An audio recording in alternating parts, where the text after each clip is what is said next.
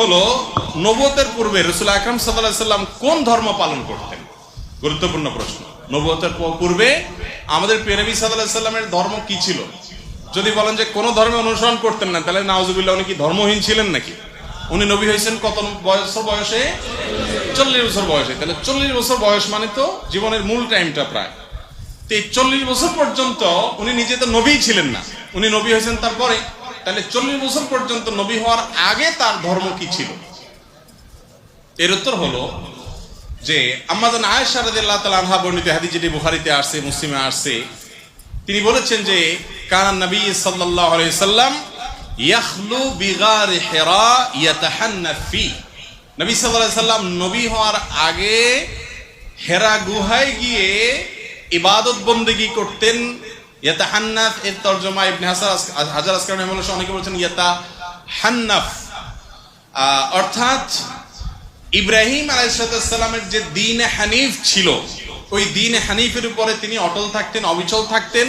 সমাজের বিভিন্ন অপরাধ, এগুলোর যে আপনার কি বলে এটাকে, এগুলোর যে ছোঁয়া, এগুলোর যে আঁচ, এগুলো নবীজি সাল্লাল্লাহু আলাইহি সাল্লামের গায়ে তিনি লাগাতে দিতেন না, বরং তিনি হেরা গুহায় গিয়ে আল্লাহর ইবাদত বন্দেগী করতেন।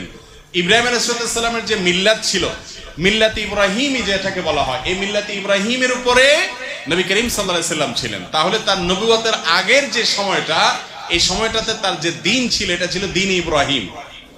কোন দিন ছিল? তার বাবা পূর্বপুরুষ ইব্রাহিম আলাইহিস সালামের দিন এবং মিল্লাতের উপরে ছিলেন, এবং সেই মিল্লাত, সেই আকীদা এবং সেই ইমানের উপরে থেকে তিনি গারে হেরায় গিয়ে আল্লাহ তাআলার জিকির, আল্লাহর স্মরণ, দোয়া করতেন। নবী করিম সাল্লাল্লাহু আলাইহি সাল্লাম মক্কায় জন্ম হয়েছে তার, মক্কায় বড় হয়েছেন, 40টা বছর নবী হওয়ার আগ পর্যন্ত এখানে কাটিয়ে দিয়েছেন। আল্লাহ রাব্বুল আলামিনের নবী হওয়ার একটা প্রমাণ এটাও যে 40 বছর একটা সমাজে একটা অন্যায় এবং শিরকের সমুদ্রের মধ্যে ছিলেন, কিন্তু শিরকের এক ফোঁটা পানি, কাদা, ময়লা, নোংরা কোনো কিছু তার শরীরকে, তার ব্যক্তিত্বকে, তার আমলকে, তার বিশ্বাসকে এক মুহূর্তের জন্য স্পর্শ। এটা সম্ভব শুধুমাত্র তার বেলাতে, যাকে রক্ষা করেছেন স্বয়ং আল্লাহ। তার নবী মুহাম্মদ সাল্লাল্লাহু আলাইহি সাল্লাম মক্কায় সবাই যখন মূর্তি পূজা করে, সবাই যখন শিরক করে, সবাই যখন শিরকের ভিতরে নিমজ্জিত, সবাই যখন বিভিন্ন জাহিলি যুগের কর্মকাণ্ডে নিমজ্জিত, গোটা সমাজ একদিকে যাবে, একটা মানুষ স্রোতের বিপরীতে একা একা টিকে থাকবে, কেউ তাকে ওয়াজ নসিহত করে কনভিন্স করছে, এরকমও না। এটা হতে পারে শুধুমাত্র কিসের মাধ্যমে? আল্লাহ তাআলার হেফাজতের মাধ্যমে। তো নবী হওয়ার আগে তিনি মক্কার মানুষদের এই শিরকপূর্ণ যে দিন, এটার অনুসারী ছিলেন। তিনি ছিলেন ইব্রাহিম আলাইহিস সালামের মিল্লাতের কি ইমাম আল্লামা আলুসি রাহিমাহুল্লাহ সহ বিশ্ববিখ্যাত মুফাসসির, মুহাক্কিক, উলামা ইকরাম এই কথাই বলেছেন যে তার আগের যে জীবন ছিল অ্যানালাইসিস করলে দেখা যায় যে তিনি দ্বীনে হানিফের উপরে ছিলেন। তিনি যদি নিজে নবী হওয়ার আগে এক মুহূর্তের জন্য অন্যদের দেখা দেখি বাচ্চা কালেও যদি অন্তত শিরকের কাজ করতেন, নাউজুবিল্লাহ, তাহলে শিরকের বিরুদ্ধে তিনি যখন তাওহীদের দাওয়াত দিয়েছেন, মক্কার মানুষ বলতো যে তুমি নিজেই তো একসময় করতা, ঠিক না ঠিক?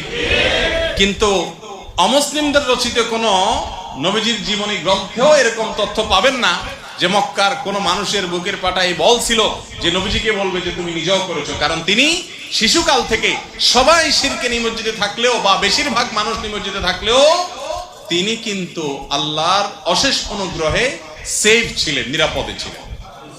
তার আপন দাদা, তিনি মক্কার কুরাইশদের নেতা ছিলেন, যারা মূর্তি পূজা করতো তাদের লিড দিতেন। কিন্তু আল্লাহ তাআলা প্রিয় নবী সাল্লাল্লাহু আলাইহি সাল্লামকে হেফাজতে, নিজের আপন চাচা আবু তালেব, তিনি নবী করিম সাল্লাল্লাহু আলাইহি সাল্লামের অনেক প্রিয় ছিলেন। নবীজি সাল্লাল্লাহু আলাইহি সাল্লাম তার স্নেহের ভ্রাতুষ্পুত্র ছিলেন, কিন্তু তারপরও চাচা বা দাদার আদর্শকে, বা চাচার বন্ধুরা, বাবার বন্ধুরা, বা অন্য যারা আছেন, মক্কার মুশরিক যারা ছিলেন, সবাই তো ধরেন উনি যখন ছোট, সবাই তো সিনিয়র মুরব্বী, তাদের ভুল কিছু তিনি গ্রহণ করতেন।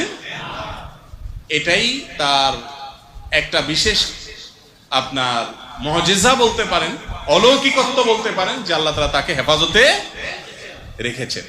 আছে না অনেক সময় ভাই, মানুষ এক সময় বড় আলেম হয়ে যায়, বড় ভালো মানুষ হয়ে যায়, কিন্তু তার পেছনের ইতিহাসে দেখা যায় একটু লিকেজ টিকেজ থাকে না? মানুষটা ভালো, কিন্তু এককালে হয়তো এই কাজটা করছে, এই কথাটা বলছে, সে নিজেও এটার জন্য লজ্জিত, এখন কিন্তু বলে ফেলছে, তখন বুঝে নেই। যারা নবী হন, শুধু আমাদের নবী যে না, যারা নবী হন সমস্ত নবী রাসূলদেরকে আল্লাহ তাআলা এইভাবে শিশুকাল থেকে, মায়ের গর্ভ থেকে দুনিয়াতে আসার পর থেকে নিয়ে তাদেরকে আল্লাহ তাআলা গোটা সমাজের আগুনের আঁচ থেকে আল্লাহ তাআলা বিশেষভাবে সেভ রেখেছেন। এই জন্যই তারা নবী এবং রাসূল হয়েছেন। আল্লাহ তাআলা তাদের প্রতি রহমতের বারিধারা বর্ষণ করুন।